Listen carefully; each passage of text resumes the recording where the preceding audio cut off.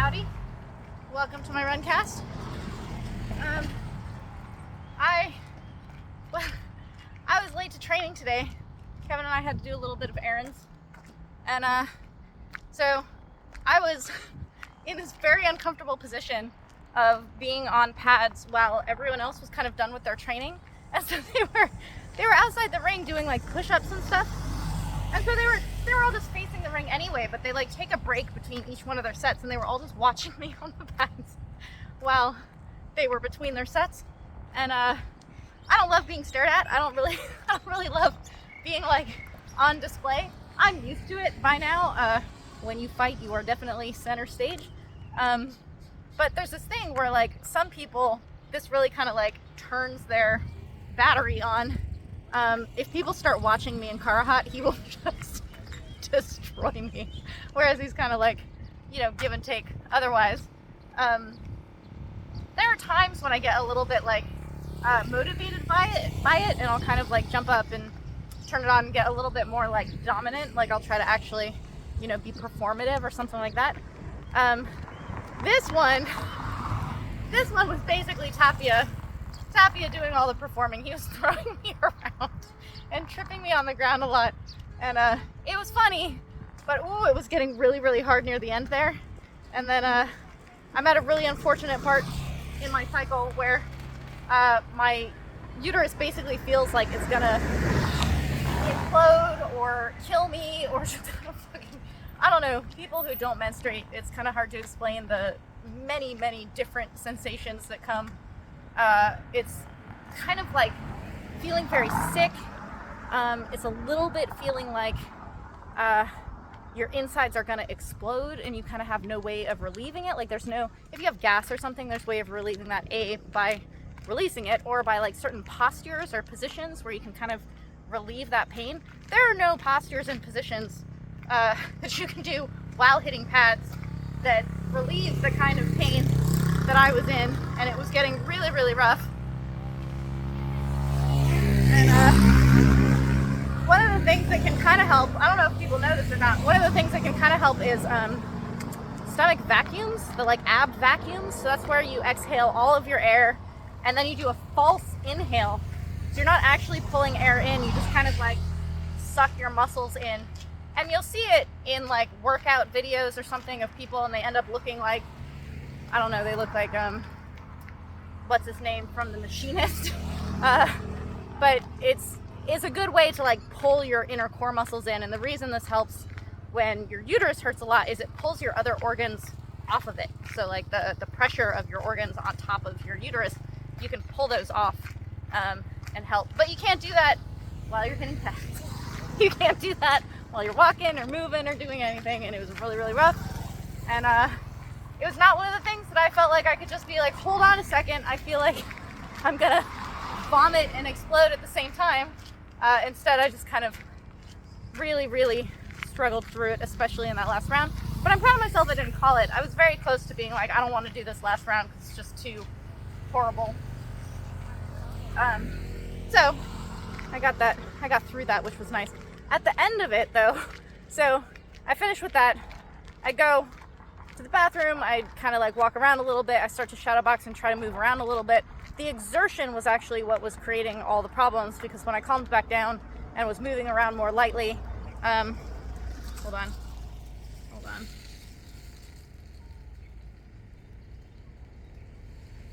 Gotta restart my watch.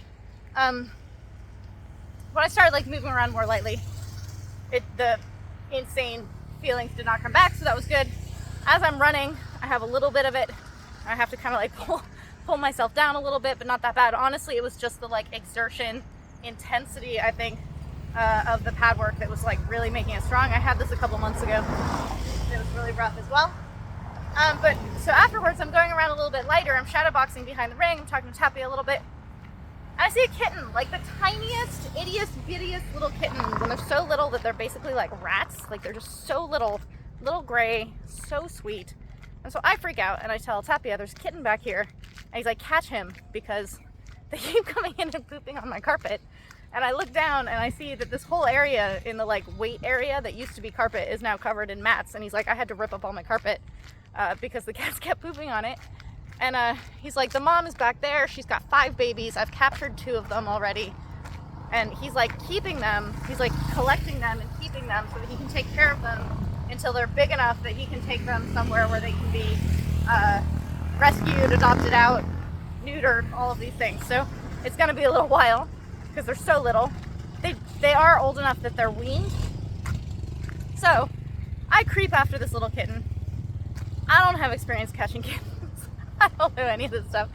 But he kind of like scoots himself behind a bag, but he's kind of stuck between the bag and the wall. And so I'm like, I could reach back there and get that cat. So I'm like talking to Tapia as this is happening.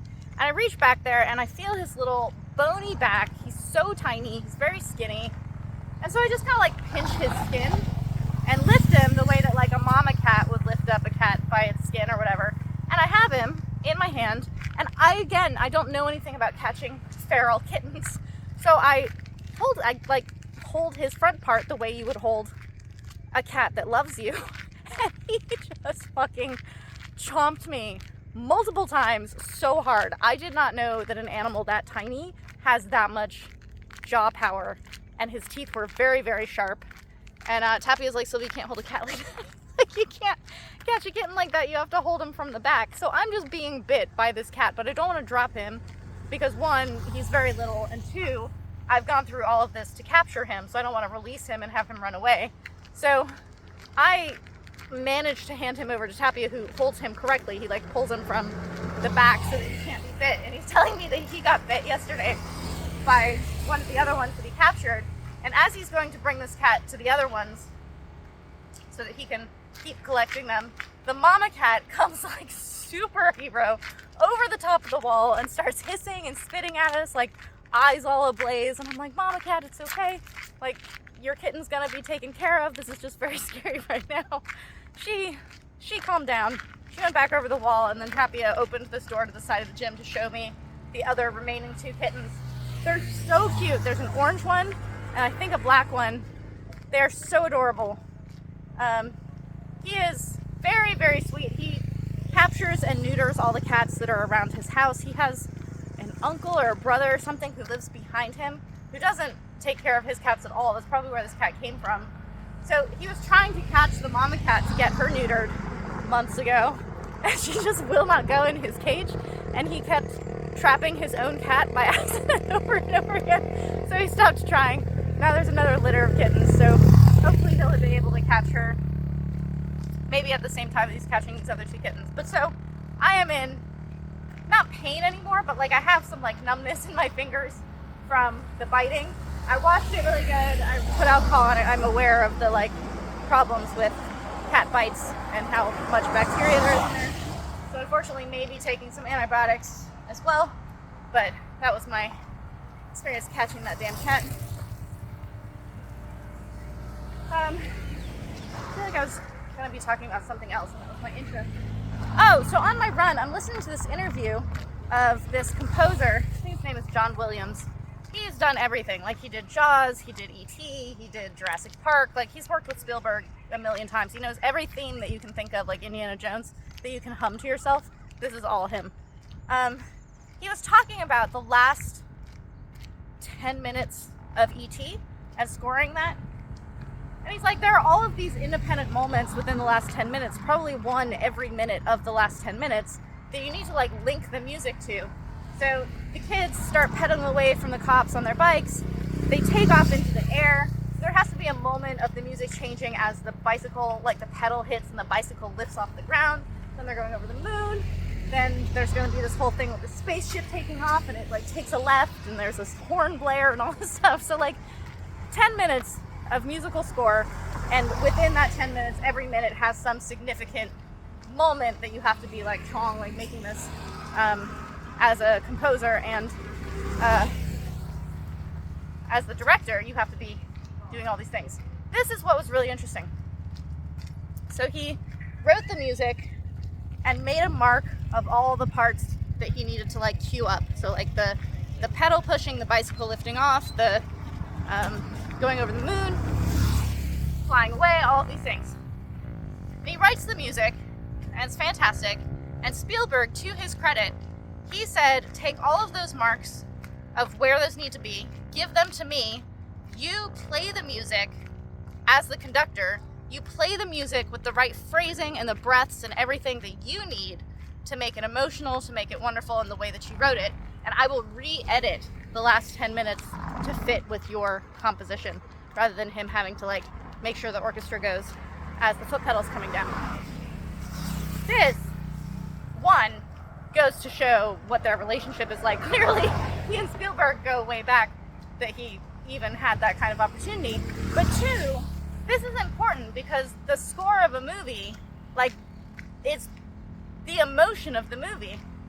He made this very interesting point. He said there's actually never been silent movies. We call them silent movies because they weren't talkies, but they always had music being played with them. They had it in the screen, and they also had it being played live in front of it on the piano way back in the day. There's never been silent movies. So our connection to like the emotional experience of cinema, which I think has kind of disappeared because we don't really go to movies anymore, and when we do go, they're kind of crazy. But like, I remember as a kid, when I would go to the movies, I remember seeing Jurassic Park, and that like, da-da-da, like the whole thing. I totally, like the cinematic experience I remember. I think I remember most of the movies I saw in the theater growing up because it was like an emotional experience. And the score of movies brings back those emotional experiences. And so having the correct phrasing for it to actually be music instead of like, it just has to fit in with the like Bourne Identity, choppy editing of modern movies, to me, I thought was a really incredible collaboration. But the reason I'm talking about it, and the reason I'm making you guys listen to it and know about it, is because that kind of phrasing for music, being as important as it is, and then connecting it to a moment in the film, like the pedal or the like lifting off of the ground, this to me is what Yodmuay is.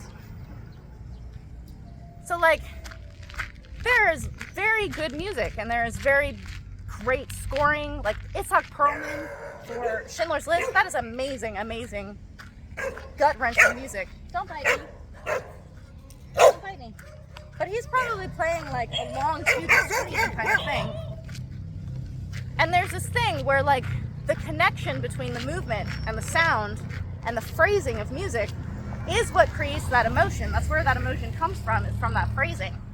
And Yodmuay, someone like Karahat, someone like Dieselmuay, someone like Wangchinoy, who have this kind of this jangwat and this phrasing and this like their movement and their non-movement actually have a relationship to each other, so that the going from the non-movement to the movement is this incredible thing. I'm gonna spy on these babies.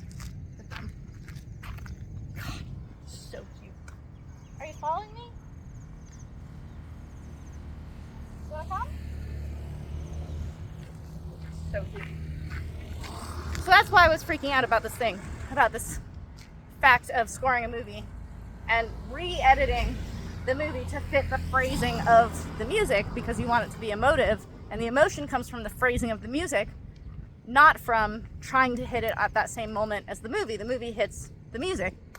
This is so much how I experience this movement of these Yodmuay, and especially since Kevin has started doing this slow motion capture of shadow boxing or on the bag or whatever with these Yodmuay. They are just fucking like, in slow motion you can see it pulled down, so you can see the connection between throwing the strike and then landing off of the strike, like you landing, not landing the strike, but landing off of the strike and immediately moving to something else. There are no gaps.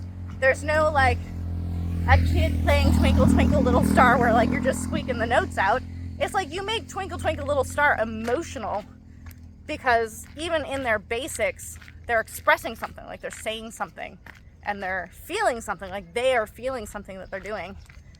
And that's something that I think is the next stage in my development, is getting less in my head about how much I think I am or am not doing the technique correctly, and actually just feeling it, like just feeling it, because it's like dancing, and it's like you make that movement because it expresses this thing that you're trying to express, rather than it being the correct thing to throw at this moment according to the like rules of this patterning or that patterning or whatever the thing is. And I think that you can see that. I think audiences can see that. And I think that it's part of what's so moving, or what's so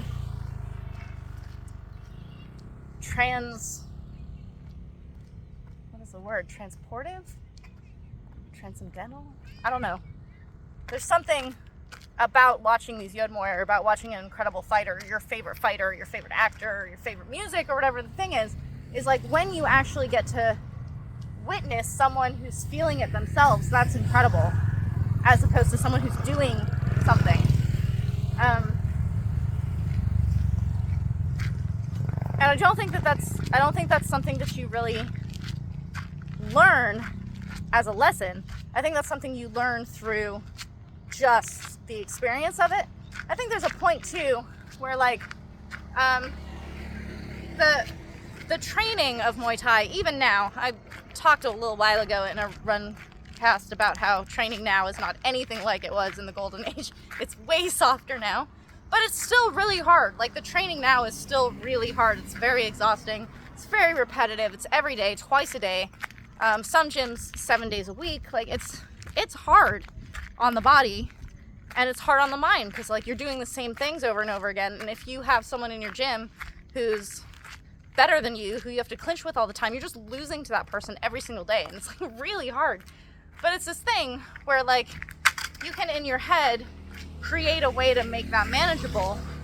And it's a little bit the kind of things that you see in like The Little Princess or whatever, where she's got this horrible fucking life in this orphanage that she used to kind of like have good standing in, and then her dad gets sick or loses the diamond mine or whatever, and she becomes a servant in it. But she's like, being a princess is a state of mind kind of thing. Like, you can still have dignity, you can still have imagination, you can still play. And you get that in lots of kind of like fairy tale stories, is that someone who is in a very like difficult, monotonous situation creates some kind of fantastical world in their mind to allow them to get through it, and it's really amazing. That's what's happening with the kids that get like this out of the same training as everyone else. Like, everyone's training. There are kids who don't want to do it. They phone it in. They hate it. They don't want to be tired. They're not really going to ascend anywhere. And then there are people who are into it. They're interested in it. They want to understand the technique. They want to get better. They want to understand why they can't beat that kid that's in their gym, because they're not bigger than them or whatever the thing is. And so they keep like working on it. And then there are the kids who are bored and do the same thing every day. And so they make some kind of game out of it. And that's like Karahat. Like, Karahat was like, I want to see if I can trick people who I see every day. If I can fool someone who I train with every single day, who know me, who know most of my tricks, if I can still trick them, then I can trick anybody. And that's how he became like the trickster god of Muay Thai. And that comes out of the same training as everyone else. Like, that comes out of the same training as people who hate it and quit as soon as they can, because it's very boring. It's all like mentally how you